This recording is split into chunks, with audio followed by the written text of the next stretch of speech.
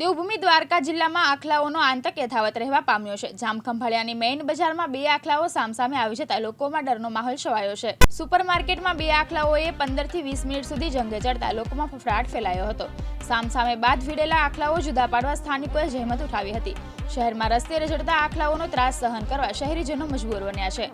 નગરપાલિકા તંત્ર દ્વારા રખડતા આખલાઓને ડબ્બે પૂરવામાં આવે તેવી લોકોમાં માંગ ઉઠવા પામી છે।